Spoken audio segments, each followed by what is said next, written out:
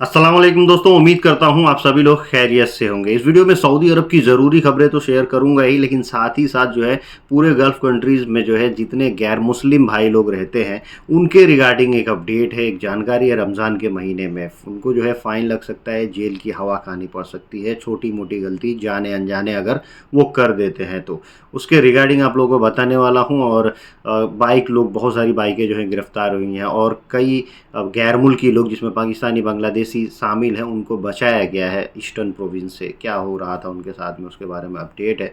और जो लोग हैवी ट्रांसपोर्ट की गाड़ियां चलाते हैं, ट्रेला वगैरह, उनके रिगार्डिंग भी अपडेट है। करोड़ों में फ़ाइन लगने वाला है अगर छोटी गलती कर देते हैं। तो चलिए वीडियो की शुरुआत करने से पहले आप लोग से गुजारिश करता हूँ, अगर आप लोग मेरे चैनल पर नए हैं तो चैनल को सब्सक्राइब करके ऑल नोटिफिकेशन ऑन कर लीजिए। फेसबुक, इंस्टाग्राम पे अभी तक फॉलो नहीं किए हैं तो आप मुझे फॉलो कर सकते हैं। आपके कुछ भी कंसर्न, डाउट ट्रैवलिंग के रिगार्डिंग रहे गल्फ़ कंट्रीज़ में तो आप मुझसे जुड़ सकते हैं।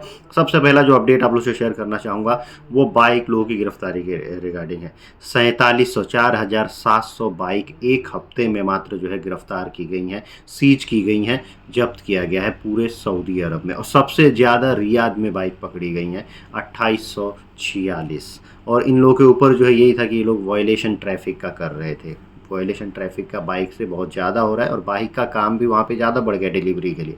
एक चीज़ और इसमें ऐड किया गया है कि जितने भी डिलीवरी राइडर्स हैं उनके लिए एक जो जांच होता है कि उनको किसी भी तरह की बीमारी तो नहीं है, यानी हेल्थ सर्टिफिकेट वो बनवाना ज़रूरी है एकदम, कि वो किसी भी तरह के बीमारी से करंटली या प्रीवियसली पीड़ित तो नहीं थे या पीड़ित तो नहीं है। उनके हेल्थ को जो है बार बार चेक कराना और ऐसे सर्टिफिकेट इशू करा के उनको देना एकदम मैंडेटरी है। अगली अपडेट है, मस्जिद नबवी में इफ्तार करने वाले लोगों की तादाद कितनी होती है। आप सुन के अचंभित होंगे कि मात्र एक दिन में 2,27,000 जो है इफ्तार के पैकेट खाली मस्जिद नबवी के हुदूद में बांटे गए। यानी इतने लोग जो है पर डे वहाँ पे इफ्तार करते हैं, वहाँ रहते हैं। और एक सप्ताह में 5.2 मिलियन यानी लगभग जो है 52 लाख लोग जो है वो मस्जिद नबवी में आते हैं ज़ियारत के लिए। वहाँ पे जो जब लोग भी उम्रा परफॉर्म करने जाते हैं तो फिर मस्जिद नबवी भी आते हैं वहाँ से, तो रोज़े शरीफ के ज़ियारत के लिए वहाँ पे, तो उसमें इतनी बड़ी तादाद में लोग आते हैं। वीकली आप देख सकते हैं कि 52 लाख लोग जो है वहाँ पे आते हैं। ट्रांसपोर्ट अथॉरिटी की तरफ से जो है एक अपडेट में बताया गया है कि जितने भी जो बड़ी गाड़ियाँ होती हैं ट्रांसपोर्ट की, ट्रेला जिनसे विदेशों से सामान लेके आया जाता है, उन गाड़ियों की एंट्री पे बैन लगा हुआ है। अगर कोई भी उनको जो है लेके सऊदी अरब के अंदर में आ जाता है उनके हुदूद से, कि उनकी एक एंट्री है कि भाई ये एंट्री पॉइंट तक आपको रहना है, और वहाँ से जो है जो लोकल गाड़ियाँ होती हैं वो प्रोडक्ट ला के यहाँ पे सप्लाई करती हैं। ये चीज़ें होती हैं। कुछ गाड़ियों का जो है बैन रहता है, कुछ गाड़ियाँ रहती हैं जो एंट्री कर सकती हैं।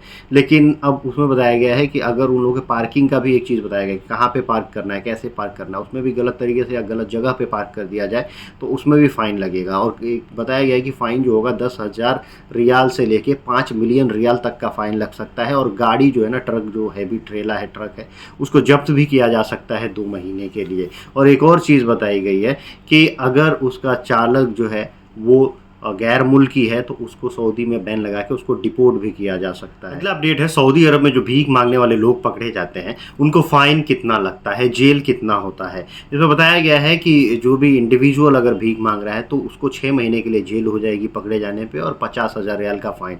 अगर कोई एक ऑर्गेनाइजेशन बना के, यानी मान लीजिए कोई बंदा है वो ग्रुप बनाया हुआ है और उसमें बंदों को बुला के इधर उधर भीख मंगवाता है, तो ऑर्गेनाइज तरीके से अगर कोई करवा रहा है वो पकड़ा गया तो उसको जो है 1 लाख रियाल तक का फ़ाइन लगेगा, 1 साल तक जेल में रहना होगा। ऐसे ही जो है एक यमनी नागरिक को गिरफ्तार किया गया है जो 4 औरतें जो उसके ही नेशनलिटी की थी उनसे जो है सिग्नल वगैरह पे कहीं कहीं भीख मंगवा रहा था। ये ऑर्गेनाइज तरीके से था, तो जो भीख मांग रहे थे वो गिरफ्तार हुए ही, और ये भी बंदा गिरफ्तार हुआ, इसको भी फ़ाइन भरना पड़ेगा। अगला अपडेट है फूड एंड ड्रग एडमिनिस्ट्रेटिव के तरफ से। इसमें क्या बताया गया है कि एक इंडस्ट्रियल एरिया में, न्यू इंडस्ट्रियल एरिया जो रियाद में है, वहाँ पे एक कंपनी को सील किया गया है जिसका कोई रजिस्ट्रेशन नहीं हुआ था। उस फैक्ट्री का बिना रजिस्ट्रेशन के ही उसमें उन्होंने प्रोडक्शन जारी कर दिया था और उसको बाकायदा बेचना भी चालू कर दिया था, सामान वगैरह। कुछ हर्बल और मेडिकल लाइन की मेडिसिन वगैरह की ये फैक्ट्री थी और हर्बल मेडिसिन वगैरह भी बनाते थे। इनके ऊपर आपको ताज्जुब होगा जान के 14,50,000 रियाल का फ़ाइन लगाया गया। मतलब सब सेटअप रेडी था,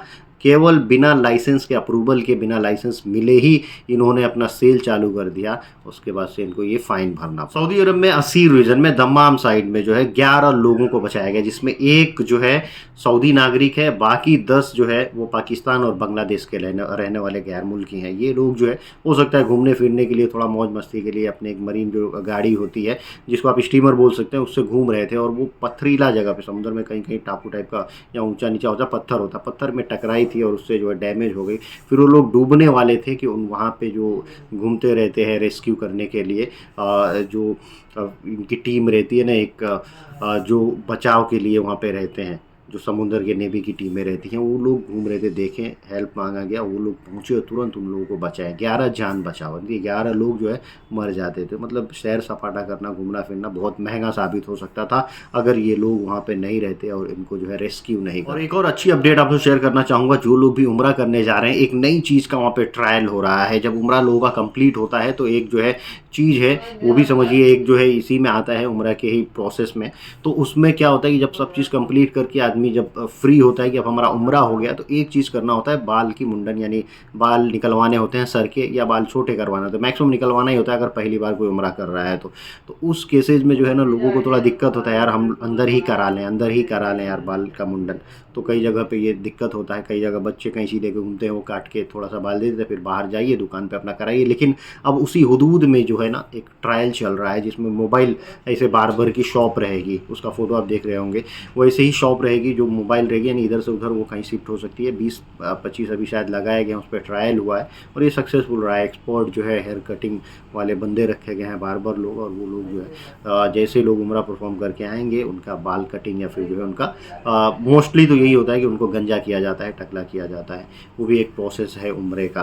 तो ये काफ़ी अच्छा रहेगा कि अब उनको परेशान होने की ज़रूरत नहीं रहेगी, और ये अलग अलग जो है एरिया में जो वहाँ पे लगाए गए रहेंगे उसी हुदूद में ही। दोस्तों वीडियो के आखिर में बात करते हैं, जितने भी गैर मुस्लिम भाई जो गल्फ़ कंट्रीज़ में रहते हैं, वहाँ पे रोजी रोटी के लिए गए रहते हैं, लेकिन रमज़ान में कानून ऐसा है कि जिसके तहत अगर वो पकड़े जाते हैं उनको लगेगा भी नहीं कि ये मैंने गलती किया हूँ, और उस पर उनको जो है हज़ारों का जुर्माना देना पड़ सकता है, जेल भी हो सकती है।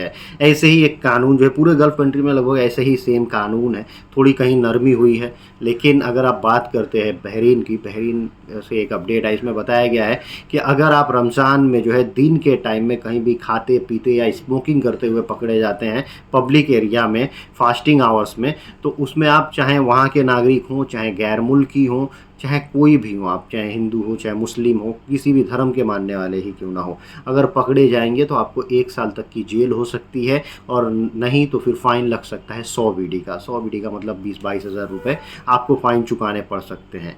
तो ये चीज़ आप ध्यान रखिएगा कि अगर आप कहीं भी गल्फ़ कंट्रीज़ में हैं तो जो फास्टिंग आवर्स यानी दिन के टाइम जो होता है पब्लिक एरियाज़ में खाने पीने से या स्मोकिंग करने से परहेज़ करिएगा। चाहे आप मुस्लिम ही क्यों ना हो, रोज़ा किसी कारण से आप नहीं रह रहे हैं, आपके पास बीमारी ही आपको क्यों ना हो, लेकिन आपको पब्लिक एरिया में नहीं खाना है। अगर खाते हुए पकड़े जाएंगे तो ये फ़ाइन या फिर जेल काटने के लिए तैयार रहिएगा। आज के वीडियो को तो हम यहीं समाप्त, मिलते हैं कुछ अगली वीडियो में। Thank you guys, thank you for